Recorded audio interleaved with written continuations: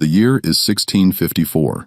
The air in colonial Virginia hangs heavy, not just with the scent of curing tobacco, but with the unspoken weight of a question whispered in the fields. A dangerous query that would irrevocably alter the lives of three men, stripping them of their freedom, and for one, condemning him to a legal darkness that would stretch across generations.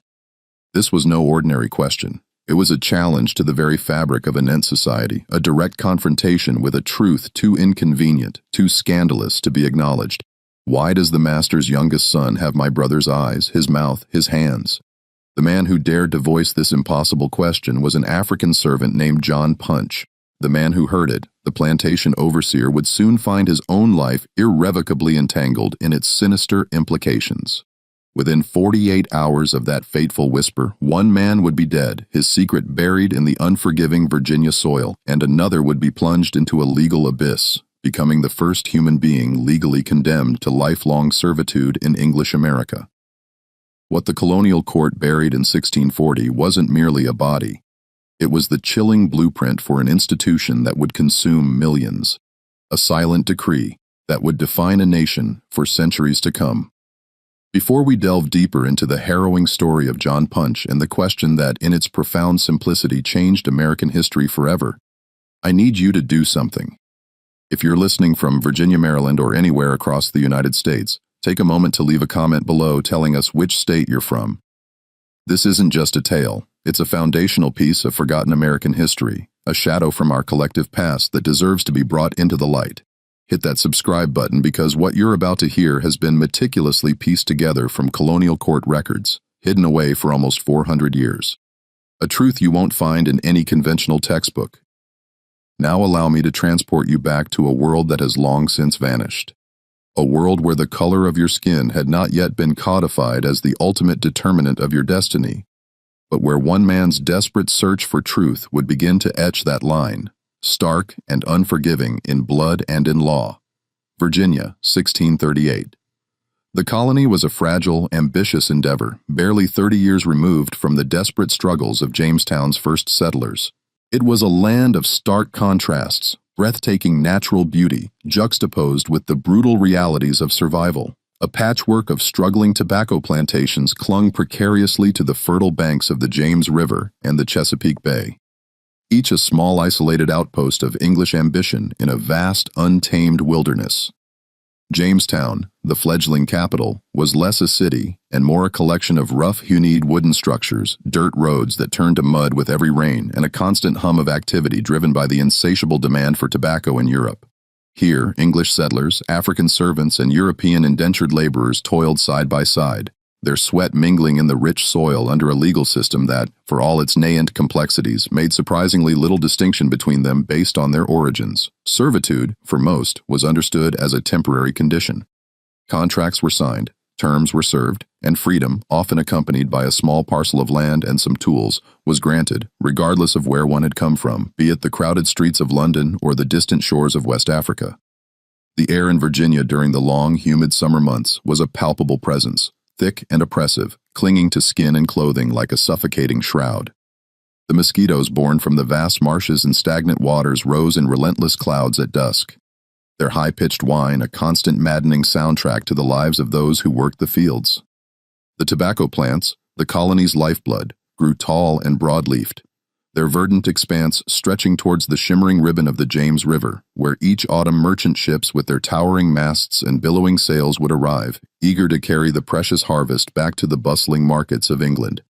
The soil, though rich and promising, was relentlessly demanding, requiring constant back-breaking attention, clearing, planting, weeding, harvesting, and finally the delicate process of curing. It was the kind of labor that aged men prematurely, etching lines of exhaustion and hardship onto their faces. John Punch arrived in Virginia sometime around 1630, his journey a harrowing testament to human endurance. He had been brought from the West African coast, a place of vibrant cultures and ancient traditions, on a ship whose name, mercifully perhaps, has been lost to the annals of history. The transatlantic voyage had been a nightmare of 3 months, a blur of darkness, the suffocating stench of unwashed bodies packed too close together, and the relentless hypnotic roar of the ocean against the hull. He was not a slave upon his arrival. The very word with its connotations of permanent inherited bondage held no legal weight in English Virginia at that time. He was a servant bound by a contract, albeit one he had not willingly signed, to a planter named Hugh Gwynn. Hugh Gwynn was a man in his early 40s, a second son from a minor gentry family in Wales. He had come to Virginia, like so many others, seeking the fortune that had eluded him in the rigid class structure of England. He was a practical man, neither overtly cruel nor particularly kind, driven by the singular consuming obsession of making his modest plantation profitable. In a colony where tobacco prices fluctuated wildly, where fortunes could be amassed or lost in a single harvest, Gwynn's ambition was both his greatest strength and his most defining characteristic. He lived with his wife, Nena, a pale, quiet woman who rarely ventured beyond the confines of the main house, and their 3 children. 2 daughters had been sent back to England for their education, a common practice among the more affluent planters, and a son, Thomas, who had recently returned from abroad. Punch worked the fields alongside 2 other servants, men who, despite their vastly different origins, shared the common bond of indentured servitude. There was James Gregory, a Scotsman with a distinctive scar across his left cheek, a memento from a childhood accident. Gregory was a talker, a man who filled the silence of their shared cabin with boisterous stories of his homeland, tales of the Scottish Highlands, of clan feuds and ancient loyalties that had ultimately driven him across the vast ocean. He had signed his indenture contract in Glasgow, a desperate measure to escape a blood feud that would have undoubtedly cost him his life had he remained. He was 28, with fiery red hair that had begun to recede at the crown, and hands calloused from years of relentless labor. Gregory possessed a quick temper but also a quicker, infectious laugh, and he had been the first to extend a hand of friendship to Punch when the African arrived at Gwynn's plantation. The other was Victor, a Dutchman whose surname, like so many of the forgotten, was never recorded. Victor was Gregory's antithesis, a silent, brooding man who spoke only when absolutely necessary, keeping his thoughts and emotions carefully guarded. He hailed from Amsterdam, a city of canals and commerce, and had come to Virginia as part of a failed colonization effort by the Dutch West India Company. When the venture collapsed, Victor, burdened by debt, had sold himself into servitude to settle his accounts. He was 32, tall and lean, with pale blue eyes that seemed to observe everything while revealing nothing of his inner world. Victor had a peculiar habit of carving small wooden figures in the evenings, his knife moving with practiced precision, shaping animals and faces from scraps of wood, a silent testament to a hidden artistry. Punch in his mid-20s was lean and powerfully built, his quiet demeanor masking a sharp intelligence that made him invaluable to Gwynn. He possessed an innate understanding of the land, able to read the subtle shifts in the weather, predict the optimal time for the tobacco harvest, and mend broken tools with an almost intuitive skill. He had learned English remarkably quickly, absorbing the language from the other servants and the tour commands of the overseers in the fields. He was a man who kept to himself yet commanded a quiet respect from his fellow laborers. Gregory, with his characteristic insight, once remarked that Punch had a way of seeing things others missed. Victor, ever laconic, simply called him the Watcher. The Gwynn plantation, though modest by the standards of the wealthier planters, was a self-contained world. 40 acres of cleared land, the main house built of wood and brick, the 2 servant cabins, and the essential tobacco barn where the harvested leaves underwent their transformative cure. Behind the main house, a vegetable garden, meticulously tended by Eleanor Gwynn and an elderly servant woman named Bess, provided sustenance. A small orchard of apple trees, planted when the plantation was first established, offered shade and fruit. The James River, wide and slow-moving, a ribbon of brown water reflecting the vast Virginia sky, was visible from the fields, a constant reminder of the distant world beyond their isolated existence, a world connected by the ships that plied its waters. But beneath the veneer of daily toil and the rhythm of the seasons, something else festered on that plantation, a subtle, insidious unease that gnawed at John Punch every waking moment. Hugh Gwynn's youngest son, a boy of about 12 named Thomas, had recently returned from England, where he had been sent to live with relatives.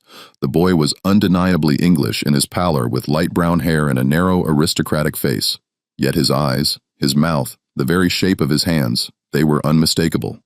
They belonged to someone else. Punch had a brother. His name was Kofi, and he had been taken from the same village in West Africa, torn from their family by the brutal efficiency of slave traders. They had been separated on the coast, sold to different ships, and brought to Virginia 2 years before Punch. After his own arrival, Punch had spent agonizing months searching for news of Kofi, asking every African servant he encountered if they had seen a man with his brother's distinctive face, his resonant voice, his particular way of moving.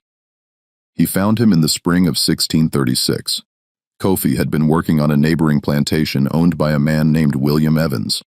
Evans was a formidable figure in the colony, a wealthy planter who served in the colonial assembly, a man of considerable influence who owned over 200 acres of prime tobacco land.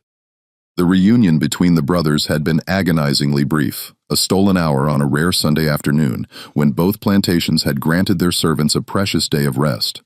The two brothers had sat beneath the sprawling branches of an ancient oak tree that marked the boundary between the two properties, and they had spoken in their native language, the words tumbling out in a torrent of emotion, memory, and shared sorrow.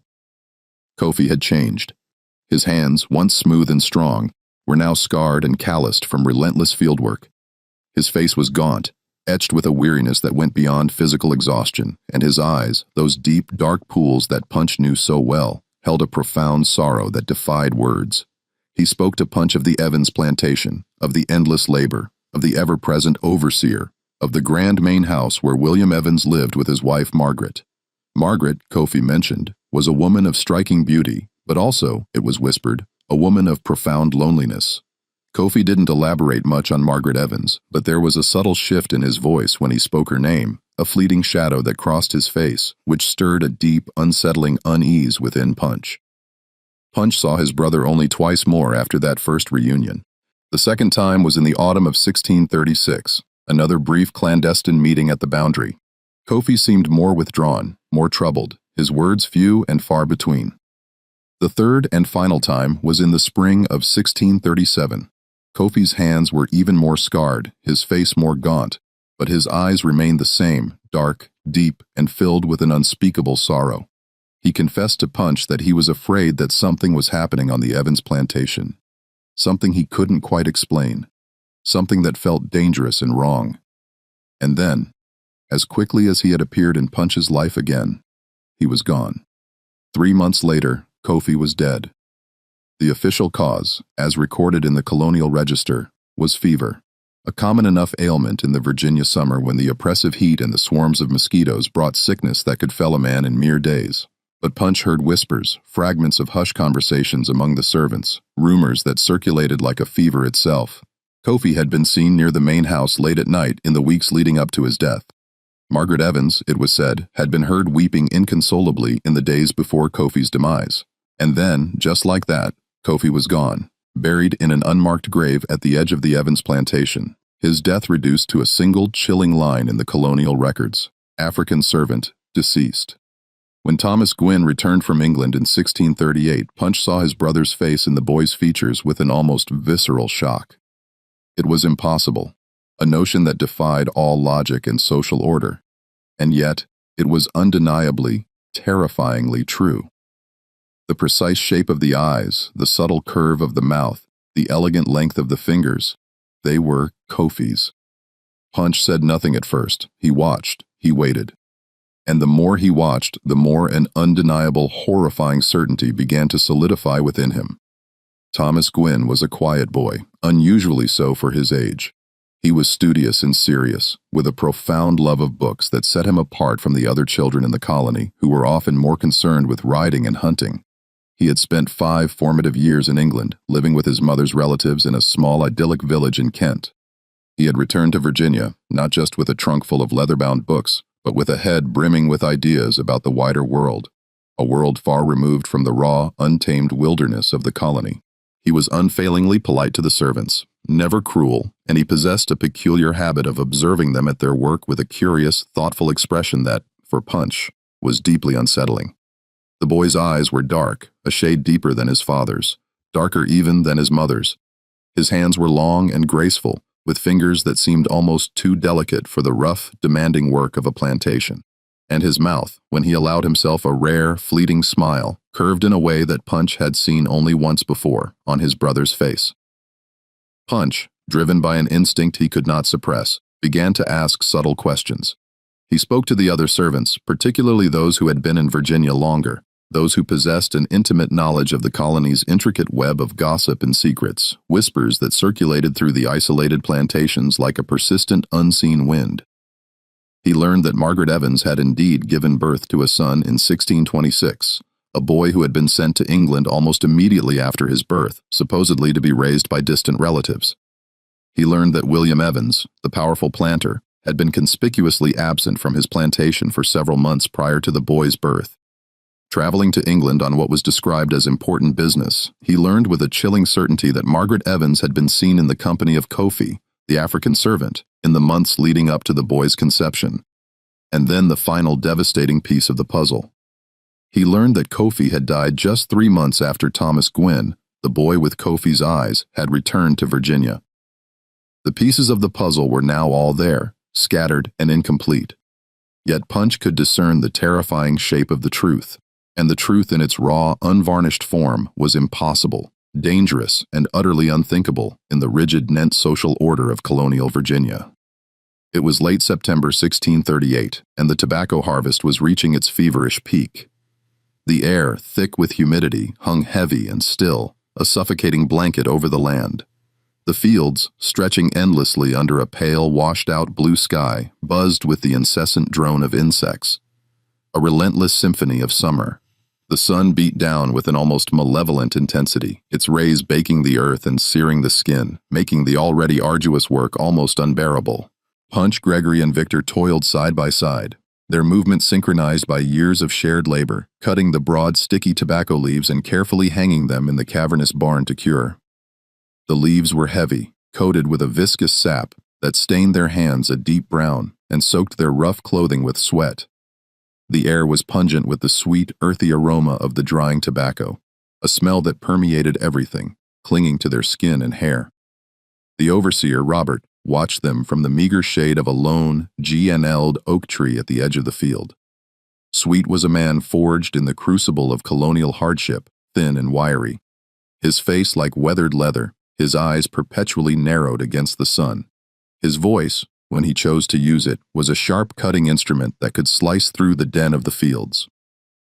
In his late 30s, had once been an indentured servant himself, a man who had clawed his way up to a position of authority through a potent combination of ruthless efficiency and unwavering loyalty to Hugh Gwynn. He carried a stout stick, not typically for beating. Gwynn, for all his pragmatism, did not condone overt brutality, but for pointing, for emphasis, for asserting his absolute control. He wore a wide-brimmed hat, its felt stained with sweat, to shield his face from the relentless sun, and his eyes, perpetually scanning, were always moving, always watching, always calculating. Sweet had cultivated a formidable reputation throughout the colony. He was known as a man who delivered results, who could extract more labor from servants than any other overseer, who possessed an uncanny ability to sniff out trouble before it could fully materialize. He was also whispered to be a keeper of secrets, a man who knew things about the planters and their families, intimate details that, if revealed, could shatter reputations and utterly destroy lives. Sweet was not a man to be crossed, and every soul on the Gwynn plantation understood this unspoken truth implicitly. Punch had maintained a profound silence all morning, his thoughts a tumultuous storm beneath his calm exterior. But the question, a dangerous burning ember, had been smoldering within him for months, threatening to consume him. It was the kind of question that could earn a man a brutal whipping or far, far worse, but he could no longer contain its explosive power. The sight of Thomas Gwynn earlier that morning strolling through the fields, his dark eyes observing the servants at their toil, his long, delicate fingers idly turning the pages of a book, had been the final, unbearable catalyst. Punch had seen his brother Kofi in every subtle line of the boy's face, in every unconscious gesture, and the crushing weight of the secret, the impossible truth, had become an unbearable burden. As Sweet, his shadow, long and distorted in the late afternoon sun, walked past him, Punch straightened his aching back, wiped the sweat from his brow with the back of his hand, and spoke. His voice, though low, was steady, imbued with a quiet, desperate resolve. "Mr. Sweet," he said, the words cutting through the drone of the insects. "I need to ask you something." Sweet stopped abruptly, turning slowly, his eyes narrowing with immediate suspicion. The other servants nearby, Gregory and Victor, their movements momentarily frozen, and two others, a young Englishman named Peter and an older African named Samuel, all ceased their work, their gazes fixed on Punch. The air seemed to grow impossibly heavier. The buzzing of the insects suddenly amplified, a deafening roar in the sudden silence. "What is it, Punch?" Sweet's voice was flat, devoid of any discernible emotion, a dangerous calm. Punch hesitated for a fraction of a second. Then, with a surge of courage born of desperation, he uttered the words that would shatter his world. "The boy, young Master Thomas, why does he look exactly like my brother?" The words hung in the oppressive air like a noxious smoke, thick and suffocating. Gregory's eyes widened in disbelief and terror, and he instinctively took a step back, as if to distance himself from the impending catastrophe. Victor's hand, gripping the sharp tobacco knife, tightened until his knuckles were white. Peter and Samuel exchanged quick, fearful glances, their faces paling visibly. Sweet's face, initially pale with shock, rapidly flushed a deep, angry red. He took a menacing step towards Punch, his stout stick, usually a tool of direction, now raised slightly, a silent threat. "What did you say?" Sweet's voice was barely a whisper, yet it carried an immense chilling power. Punch, despite the tremor that now ran through his body, did not back down. His gaze met Sweet's, unwavering.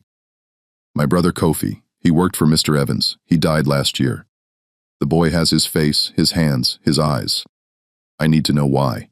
Sweet's jaw clenched, a muscle twitching violently in his cheek. He darted a quick glance around the field as if desperately checking to see who else might have overheard the incendiary words.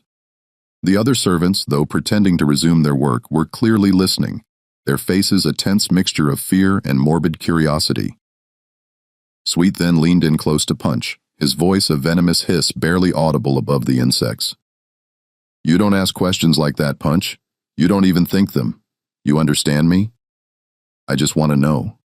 Punch began, his voice cracking slightly. "You want to know?" Sweet's voice suddenly rose, shattering the fragile calm, and the other servants flinched, recoiling from the sudden outburst. "You want to know why a white boy looks like your dead brother? You think that's a question you get to ask?" His eyes, usually cold and calculating, now blazed with a dangerous fury. Punch remained silent, his gaze fixed on Sweet, a silent challenge in his eyes. Sweet's hand, gripping the stick, was visibly shaking. He spun on his heel and strode purposefully towards the main house, his gait quick and angry, leaving a palpable tension in his wake. Gregory, his face etched with fear, immediately grabbed Punch's arm, his grip surprisingly strong. "What have you done?" Gregory whispered, his voice urgent, laced with desperation. "You've just signed your own death warrant, man." Punch, his arm still trembling, pulled free from Gregory's grasp. "I had to know," he murmured, his voice hollow. Victor, ever the pragmatist, shook his head slowly, his pale blue eyes filled with a grim understanding. "Knowing will kill you, Punch." Peter, the young Englishman, his face ashen, spoke up, his voice barely above a whisper. "He's right, Punch. Sweet's going to tell Gwyn, and Gwyn's going to—" He stopped abruptly, unable to articulate the terrifying possibilities that hung in the air. Samuel, the older African, his face a mask of weary resignation, placed a comforting yet heavy hand on Punch's shoulder. "You should run," he said quietly, his voice raspy with age and experience, "tonight before they come for you." But Punch, consumed by a strange mixture of defiance and despair, did not run. He returned to his work, mechanically cutting the tobacco leaves and hanging them in the barn, his mind a whirlwind of racing thoughts. He had asked the question, and now there was no turning back, no way to unask it. Whatever terrifying consequences awaited him, he had spoken his truth, however dangerous, and the truth he knew would demand its price. What Punch, in his desperate search for answers, couldn't possibly have known, what he couldn't have even conceived, was that his single audacious question had just ignited a chain of events, a slow-burning fuse that would ultimately rewrite the very laws of an entire continent. Because Robert, the overseer, did not in fact go directly to Hugh Gwyn that afternoon, he went to someone else, someone far more powerful, far more dangerous. That night, under the cold, indifferent gaze of a near full moon, Robert rode with a desperate urgency to the plantation of William Evans, the man who had once owned Kofi. The journey, a grueling 2 hours along the rough, unpaved dirt road that tenuously connected the isolated plantations along the winding James River, was a blur of pounding hooves and racing thoughts. The moonlight, stark and unforgiving, cast long, distorted shadows over the dense forests and sprawling fields, transforming the familiar landscape into something eerie and alien. The air, cooler now, was filled with the rhythmic chirping of crickets and the distant mournful howl of a wolf, sounds that only amplified Sweet's gnawing anxiety. He spurred his horse onward, its hooves pounding a frantic rhythm against the packed earth, his mind a tumultuous storm of implications of the catastrophic potential unleashed by Punch's audacious question. William Evans was not merely a planter. He was a titan of the colony, a man of immense wealth and formidable influence, a prominent member of the colonial assembly. His connections stretched far and wide, reaching into the highest echelons of Virginia society. His plantation was one of the largest and most prosperous in the entire colony, boasting over 200 acres of meticulously cultivated tobacco fields, a grand imposing main house constructed of brick and timber, and a small army of dozens of servants and laborers. Evans, in his mid-50s, was a tall, imposing figure, his graying hair meticulously combed, his face seemingly carved from granite, betraying little emotion. He was renowned for his sharp intellect, his relentless ambition, and a ruthless pragmatism that bordered on cruelty. He was also infamous for his explosive temper and for the swift, unforgiving manner in which he dealt with anyone, man, woman, or servant, who dared to threaten his meticulously constructed reputation or his vast financial interests. Sweet and Evans conversed for 2 tense, agonizing hours, closeted behind the heavy oak doors of Evans's opulent study. The room, usually a sanctuary of quiet contemplation, became a crucible of hushed whispers and rising tension. No one, save for the 2 men themselves, knew the precise words exchanged, but the house servants, moving silently through the grand halls, later reported hearing raised voices, the muffled sounds of furniture being abruptly moved, and at one particularly jarring moment, the distinct crash of breaking glass. When finally emerged from the study, his face was a ghastly pale, his hands visibly trembling, a testament to the terrifying nature of the conversation. He mounted his horse in silence, his eyes wide and haunted, and rode back to the Gwyn plantation without uttering a single word, leaving behind a palpable sense of dread. The very next morning, as the first tentative rays of dawn painted the eastern sky, Hugh Gwyn received an unexpected and ominous visit. William Evans arrived not alone, but accompanied by 2 other powerful planters, Thomas Warren, a formidable neighbor whose sprawling plantation lay to the north, and Richard Bennett, a stern, influential member of the Colonial Council. The 3 men, their faces grim and unyielding, dismounted their horses, tying them to the fence outside Gwyn's main house, their presence casting a long, unsettling shadow over the tranquil morning. They spoke with Gwyn on the porch for over an hour, their voices low and urgent, punctuated by tense silences. Eleanor Gwyn, her face pale and etched with anxiety, watched the clandestine meeting from the discreet vantage point of an upstairs window, her heart pounding with a nameless dread.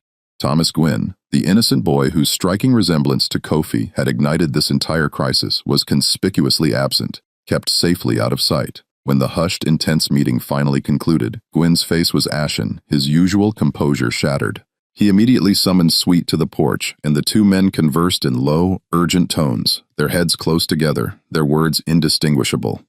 Then, with a chilling finality, Gwyn called for Punch, Gregory, and Victor. The 3 servants were summoned to the main house that afternoon, the sun beating down mercilessly on their heads as they stood in the dusty yard. Gwyn stood on the porch, his arms crossed tightly over his chest, his expression utterly unreadable, a mask of cold indifference.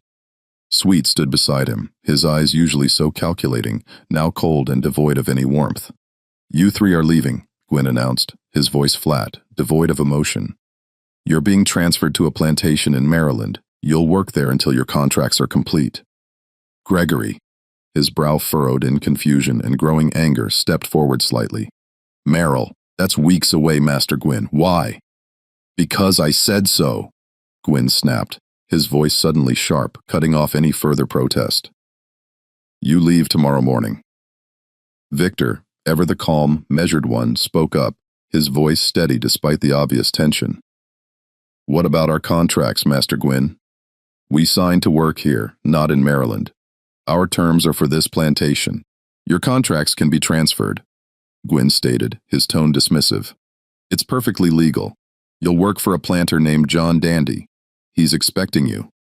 The name John Dandy hung in the air, a chilling pronouncement of their impending doom. Punch felt a cold, creeping dread spread through him, a chill that went deeper than the oppressive heat of the afternoon. This was no mere transfer. This was exile, a calculated, deliberate banishment, and he knew with a sickening certainty that it was all because of his question. His dangerous, truth-seeking question.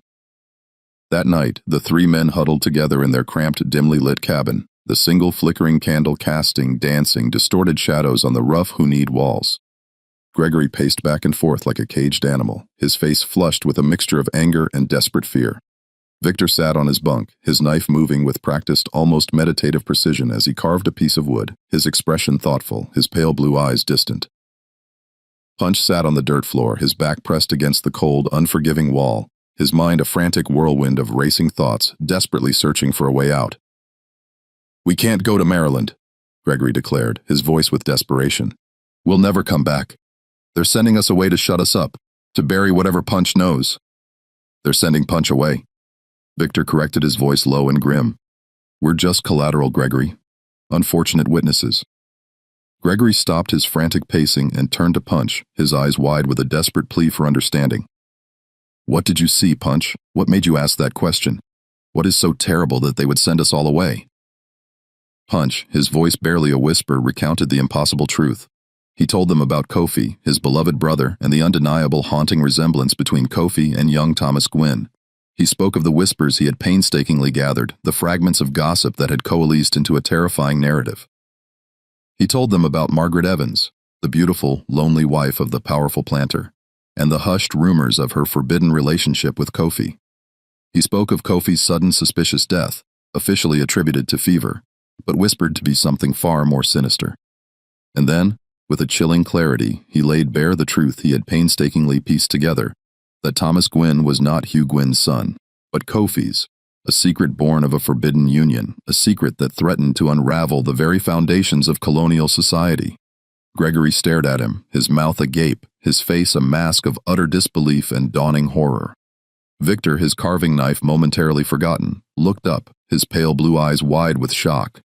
"Jesus Christ," Gregory whispered, the blasphemy escaping his lips almost unconsciously. "You're saying the boy is half African, that he's Kofi's son." "I'm saying the boy is my brother's son," Punch affirmed quietly, his voice heavy with the weight of the truth. Victor slowly shook his head, his gaze distant. "If that's true, Punch, and if anyone ever finds out, it will destroy the Gwynn family and the Evans family and probably half the powerful planters in Virginia. It would be a scandal that would shake the colony to its very core. That's why they're sending us away," Gregory concluded, his voice filled with a grim certainty.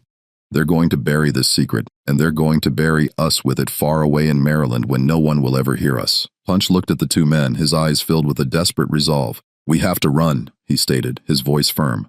"Tonight before they can take us," Gregory, after a moment of stunned silence, nodded decisively. "Tonight, Victor." After a long, thoughtful pause, his gaze fixed on the flickering candle flame, finally nodded as well. "Tonight," he echoed, his voice a low, determined rumble.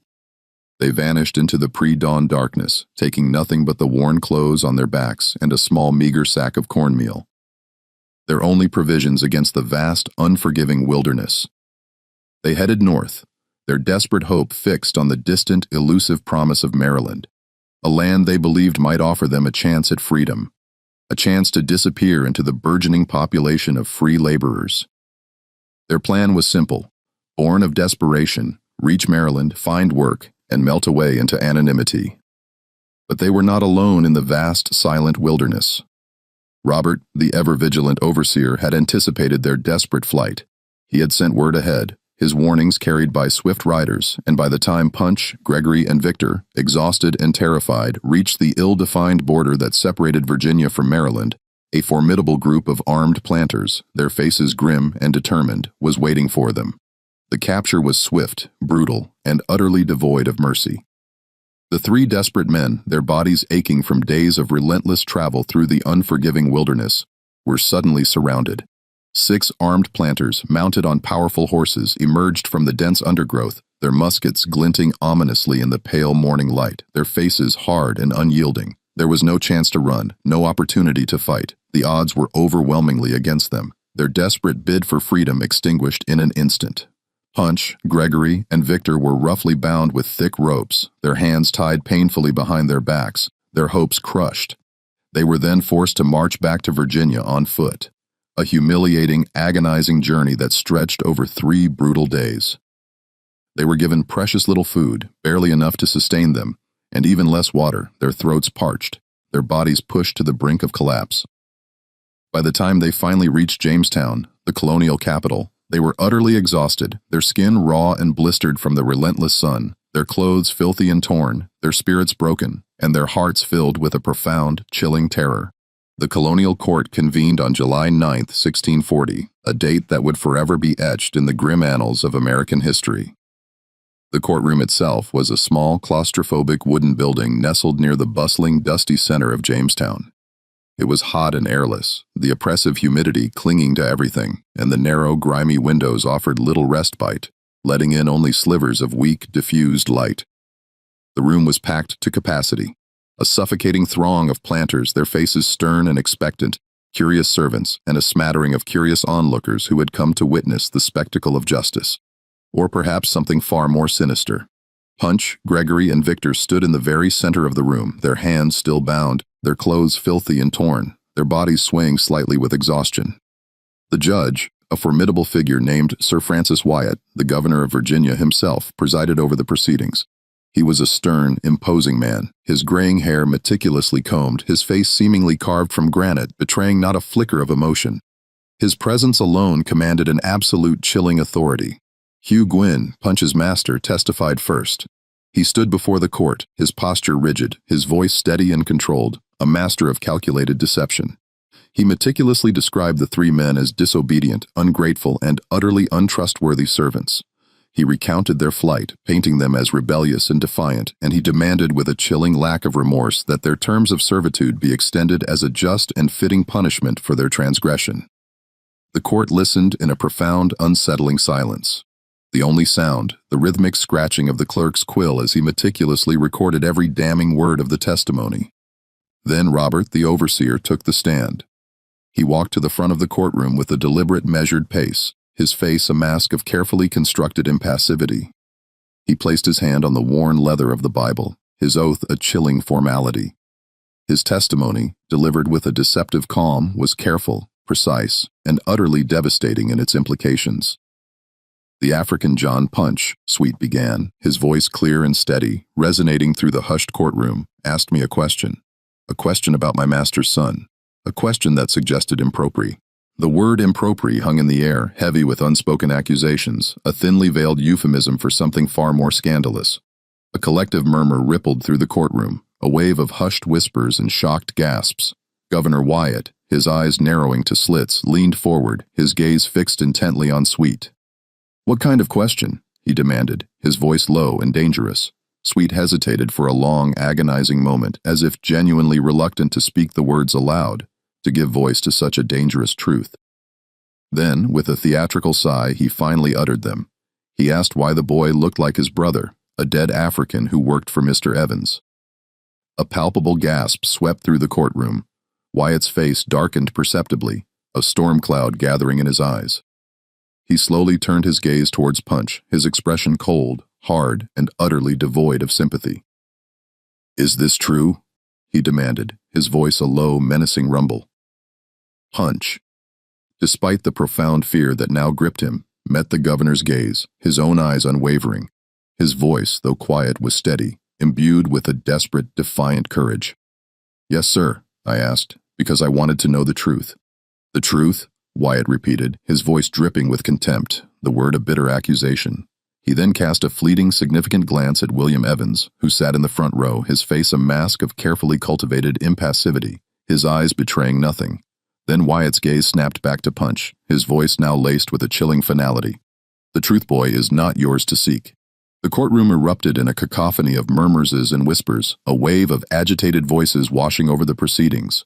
Wyatt, his face a thundercloud of barely suppressed rage, banged his gavel repeatedly, his sharp commands for order cutting through the den. When a semblance of silence was finally restored, he turned his attention to the other 2 defendants, Gregory and Victor.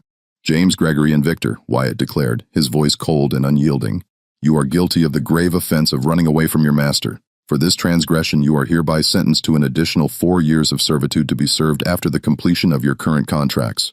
Furthermore, You will each receive 30 lashes, a punishment to be administered immediately as a stark reminder of the consequences of defiance. Gregory's face went ghastly pale, his eyes wide with shock and despair. Victor, his jaw clenched so tightly that a muscle twitched violently in his cheek, closed his eyes, bracing himself for the inevitable pain. Then, with a dramatic, agonizing pause that stretched the tension in the courtroom to its breaking point, Wyatt turned his full, unwavering attention to Punch. The entire courtroom fell into a profound, breathless silence, every single eye fixed intently on the judge, anticipating the pronouncement of Punch's fate. "John Punch," Wyatt began, his voice slow, deliberate, and imbued with a chilling, almost ceremonial finality. "You are guilty of running away from your master, but your crime, Punch, is far greater than mere flight. You have dared to question the honor of your betters. You have suggested impropriety, where, by the order of our society, none can exist. You have, by your audacious inquiry, threatened the very social order of this colony, a delicate balance we strive to maintain.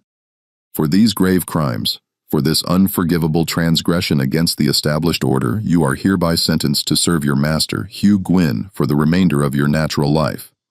The courtroom erupted. A collective gasp, followed by a wave of shocked murmurs, swept through the assembled crowd. Punch stared at Wyatt, his mind reeling, utterly unable to comprehend the horrifying words he had just heard. Life servitude, not 4 years, like Gregory and Victor, not 10 years or 20, but life. His entire existence from this moment forward irrevocably bound without hope of freedom. Gregory and Victor were roughly led away, their faces pale with shock and despair, their fates sealed. Punch remained standing in the center of the courtroom, his hands still bound, his mind a chaotic maelstrom of disbelief and crushing despair. He had asked a question, a simple, desperate question, and the answer, delivered with such cold, legalistic precision, had cost him everything. His freedom, his future, his very humanity, all stripped away in a single chilling pronouncement. But the story, in its grim unfolding, did not end there. For what transpired in that stifling Jamestown courtroom, the chilling sentence handed down to John Punch was not merely a punishment for a perceived transgression. It was a precedent, a legal cornerstone laid in the blood and despair of one man that would forever alter the course of a nation. And the question he dared to ask, the question that had, in its profound simplicity, hanged the overseer's conscience and buried a scandalous truth, would echo through the centuries, a silent, haunting testament to the insidious power of injustice. Punch was returned to Hugh Gwynn's plantation, but he was no longer the same man. The brutal whipping he received, 30 lashes administered with a cruel efficiency, the same number as Gregory and Victor, left raw, angry welts on his back, scars that would never fully heal, a constant searing reminder of his punishment. But the deeper scars were invisible, etched not on his flesh, but into the very fabric of his mind and soul. They were carved by the crushing weight of the knowledge that he would never again know freedom, that his life from this moment forward was irrevocably bound to the will of another. The hope that had sustained him through the horrors of the Middle Passage, through the relentless toil of the tobacco fields, had been extinguished, replaced by a profound, chilling despair. The other servants, once his companions in shared hardship, now avoided him, their gazes averted, their whispers hushed.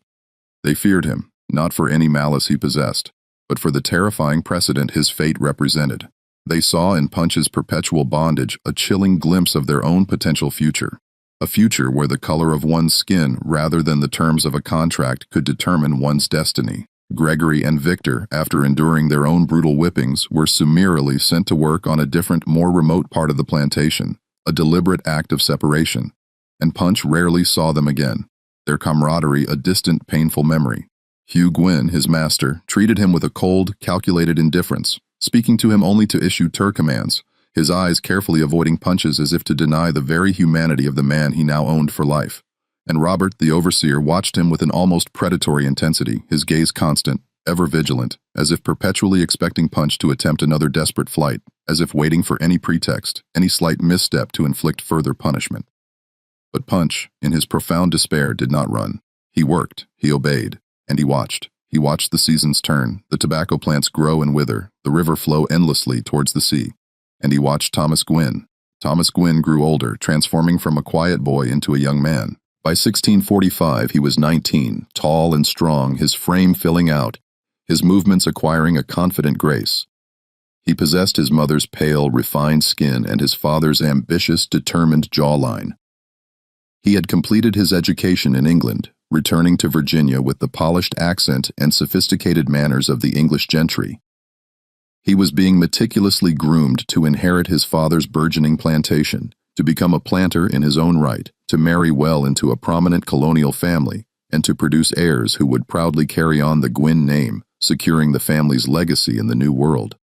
But his eyes, those dark, deep pools that held a peculiar intensity, his hands long and elegant, his very way of moving, a subtle fluidity in his gait, they were still undeniably Kofi's.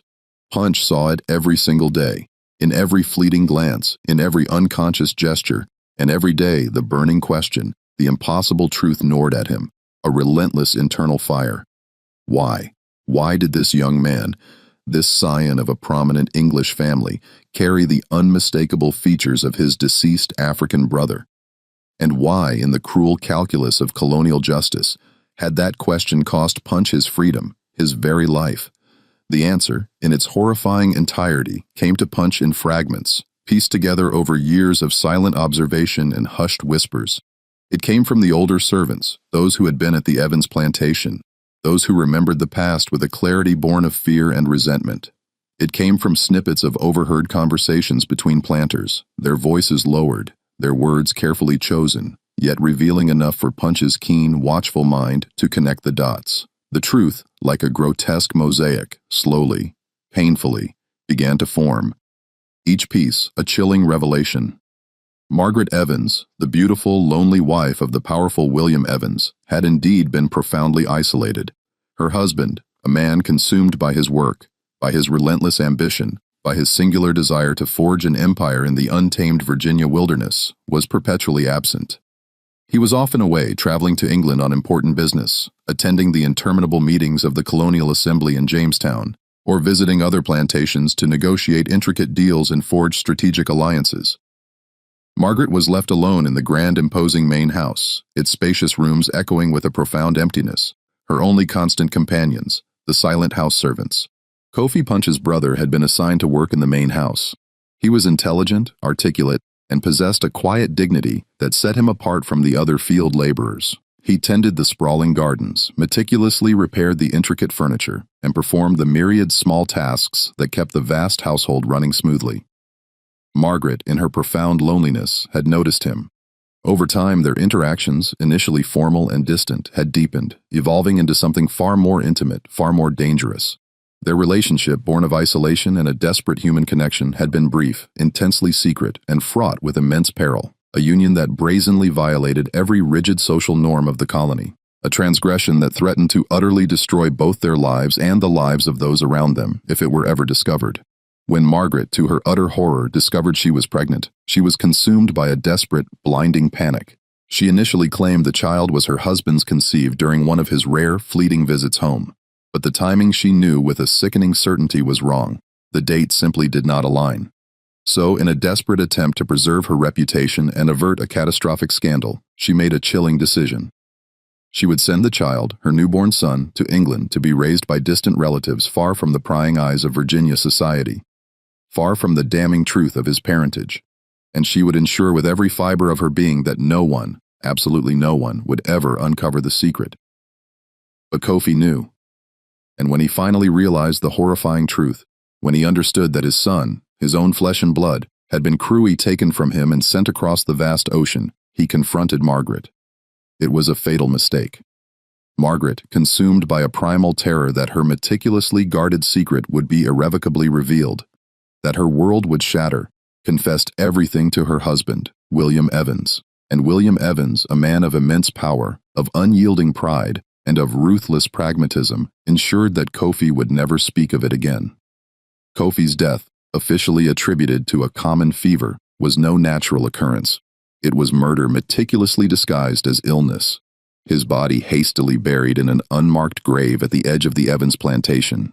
The house servants, those who had been forced to prepare his body for burial, whispered in hushed, terrified tones about the faint telltale bruises on his neck, about the way his eyes, wide and staring, seemed to be frozen in an expression of unspeakable terror. But no one, absolutely no one, dared to speak openly of what they had seen. No one dared to question the official narrative. The fear of William Evans and the unspoken threat of similar fates silenced them all. And when John Punch, driven by an unyielding need for truth, dared to ask his question, when he threatened to unravel the meticulously constructed lie, the powerful planters, Gwynn, Evans, Sweet, and their influential allies acted swiftly and decisively. They ensured that Punch would never again be free to speak to reveal the devastating truth. They manipulated the Nayant legal system, twisting its net principles to silence him.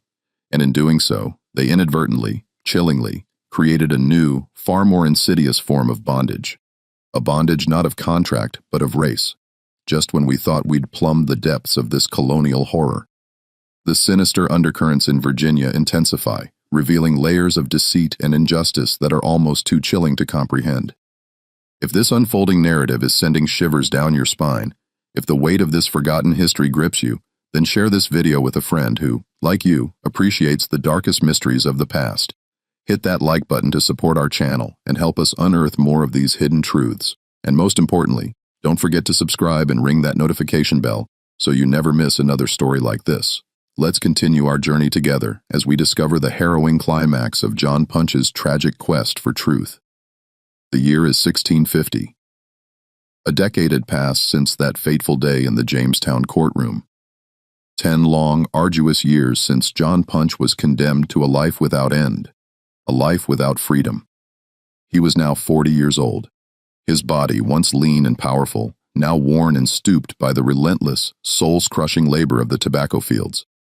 His spirit, though unbroken, was hardened by the unyielding weight of injustice, by the constant gnawing despair of his perpetual servitude. His hands, once skilled and nimble, were now gnarled and scarred, the skin thick and calloused from years of gripping hoes and cutting tobacco leaves. His back, once straight and proud, was now permanently bent, a testament to the endless hours spent stooping over the plants. His face, once smooth and youthful, was now deeply lined, etched with the indelible marks of sun, wind, and an unspeakable suffering.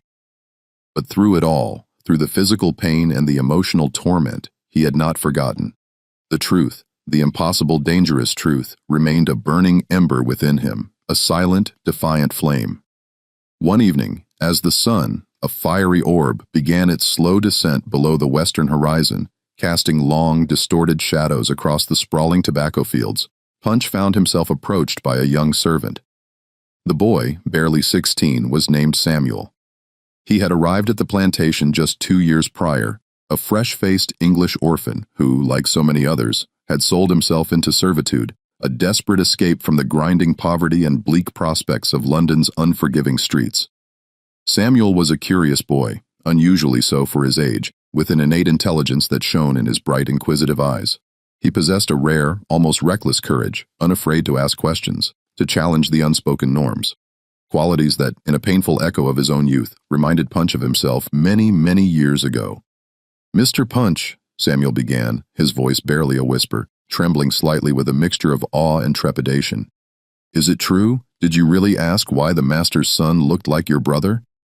Punch, his gaze fixed on the distant horizon where the sun was now a mere sliver of orange, turned slowly to face the boy. He looked at Samuel for a long, silent moment, his eyes, deep and ancient, searching the boy's earnest face. Then, with a slow, deliberate nod, he confirmed the impossible. "I did." Samuel's young face was a mask of disbelief. "And they made you a slave for life because of it, just for asking a question?" "Yes," Punch affirmed, his voice flat, devoid of any emotion, a testament to the years of suppressed pain. Samuel's eyes, wide and innocent, filled with unshed tears, reflecting the fiery hues of the setting sun. "That's not right," he whispered, his voice choked with a profound sense of injustice. "That's not justice, Mr. Punch." His movement slow and deliberate, reached out and placed a gnarled, calloused hand on the boy's slender shoulder. The weight of his hand, heavy with years of toil and sorrow, seemed to convey a lifetime of unspoken truths. "No," he said quietly, his voice raspy with age and resignation. "It's not. But it's the world we live in now, Samuel. The world they have made."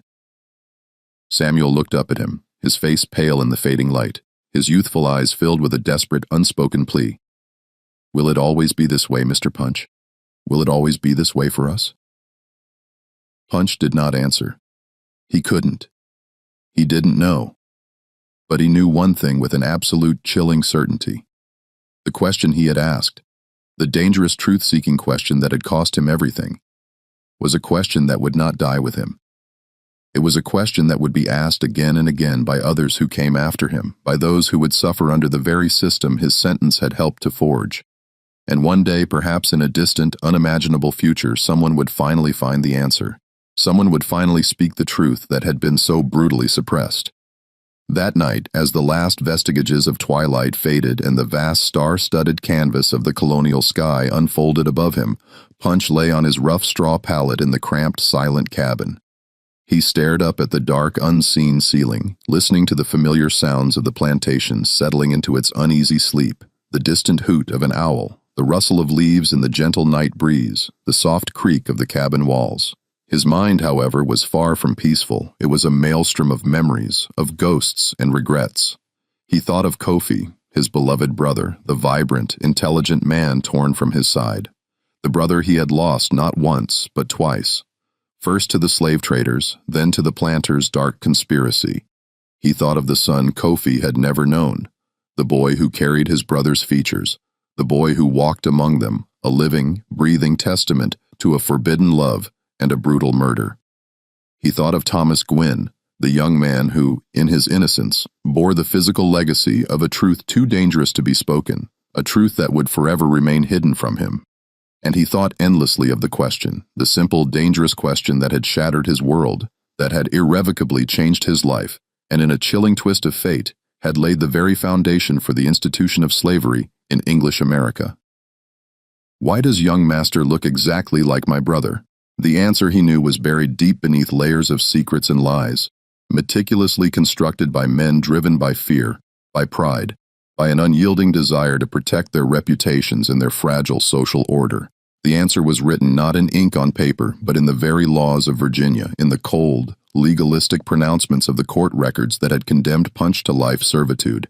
It was enshrined in the chilling precedent that would be used again and again to justify the enslavement of millions, to strip them of their humanity, to reduce them to mere property.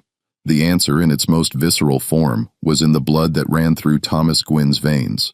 The undeniable blood of an African man and an English woman mixed in a union that the colony, in its rigid adherence to racial hierarchy, could never acknowledge, could never accept, could never forgive. And the answer, perhaps most profoundly, was in the silence.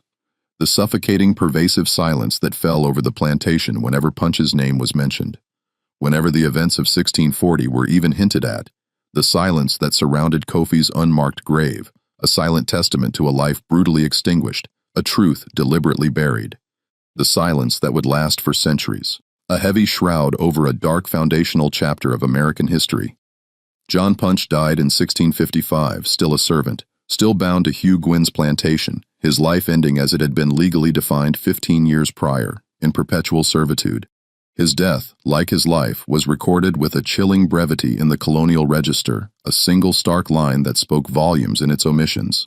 John Punch, African deceased. There was no mention of his age, no official cause of death, no acknowledgement of his life, his audacious question, or the profound tragic fate that had befallen him. His existence, in the official records, was reduced to a mere footnote, a statistic. He was buried, as was the custom for those of his station, in an unmarked grave at the edge of the plantation, in a small, desolate plot of land where the other servants, both European and African, were laid to rest. There was no ceremony, no eulogy, no words spoken over his body, no marker, no stone, no cross to show where he lay. Within a year, the relentless Virginia grass had grown thick and wild over the disturbed earth, erasing any visible trace of his final resting place. It was as if John Punch, the man who dared to ask, had never truly existed. But his legacy, though buried and silenced, lived on. The legal precedent set by his case, the chilling distinction of life servitude for an African, while Europeans, even for the same offense, received only extended contracts, became the insidious foundation for the institution of slavery in English America. Within a single generation, the Virginia Assembly, influenced by the very legal framework established by Punch's sentencing, would begin to pass a series of increasingly restrictive laws. These statutes would systematically codify race-based slavery, making it hereditary, permanent, and inextricably linked to African descent.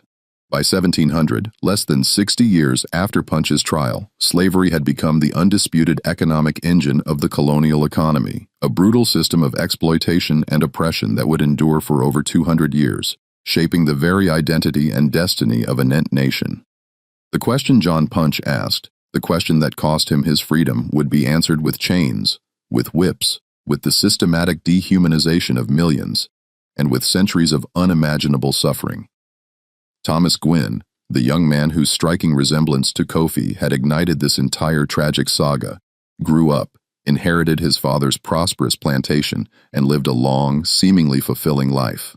He married well, taking as his wife the daughter of another wealthy, influential planter, further solidifying his family's position in colonial society. He had children of his own, heirs who would proudly carry on the Gwynn name, children who would never know the devastating truth about their grandfather, about the African man whose blood, in a cruel twist of fate, ran through their very veins. Thomas became a respected member of the Colonial Assembly, a man of considerable influence and power, a revered pillar of Virginia society.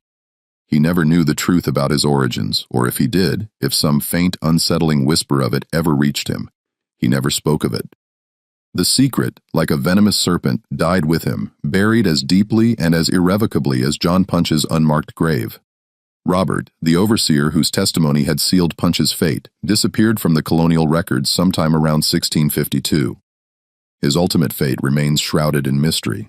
Some whispered that he drank himself to an early grave, haunted by the dangerous question Punch had asked, by the chilling knowledge of what he had done, of the role he had played in forging a new kind of bondage. Others speculated that he simply left Virginia, unable to live with the crushing weight of his conscience, unable to face the man he had helped to condemn. His disappearance, like so many other uncomfortable truths of the era, was simply absorbed into the vast, silent landscape of colonial life. Hugh Gwynn, Punch's master, continued to prosper. His plantation grew, his wealth increased exponentially, and he became, by all accounts, one of the most successful and respected planters in Virginia. He never spoke of John Punch, never mentioned the infamous trial, never acknowledged the pivotal, chilling role he had played in creating the legal precedent that would define American slavery. When he died in 1663, he was buried with full honors in the churchyard in Jamestown, his grave marked with an imposing stone that lauded his significant contributions to the burgeoning colony. Elelonina Gwynn, Hugh's wife, lived until 1670. She spent her final years largely confined to the grand main house, rarely venturing outside, her health slowly declining, perhaps under the immense unspoken weight of the secrets she carried. She never spoke of Margaret Evans, never mentioned Kofi, never acknowledged the devastating truth that as a woman living within the confines of that house, she must have known, or at least suspected. When she finally passed, she was buried beside her husband, and the secrets, like the dust of ages, died with her. William Evans, the powerful planter who had owned Kofi, continued to serve in the Colonial Assembly until his death in 1659. He remained a formidable, influential figure, a man who actively shaped the laws and policies of Virginia, a man whose word carried immense weight. He never spoke of Kofi, never mentioned the African servant who had worked in his house, never acknowledged the forbidden relationship between his wife and the man he had murdered. His reputation remained meticulously intact, his legacy as a respected, powerful planter utterly secure.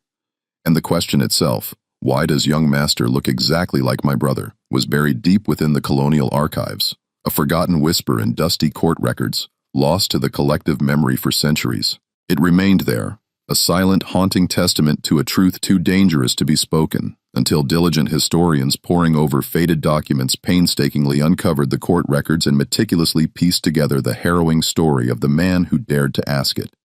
In 1640, the Virginia court, in its chilling wisdom, sentenced John Punch to life servitude, thereby creating the first legal precedent for race-based slavery in English America.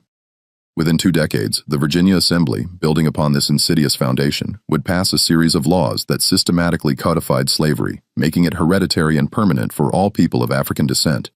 By the turn of the 18th century, slavery had become the undisputed bedrock of the colonial economy, A brutal system of exploitation and oppression that would endure for over 200 years, leaving an indelible, painful scar on the soul of a nation.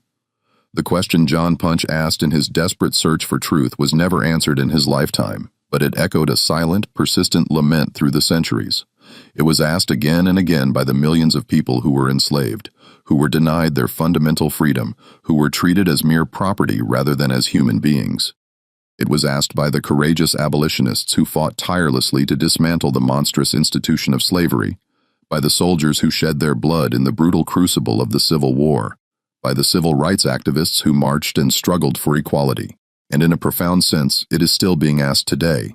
It is asked by historians who meticulously uncover the forgotten stories of people like John Punch, by descendants who bravely search for the truth about their ancestors, by a nation that is still grappling with the complex, painful legacy of slavery and the enduring question of what it truly means to be free.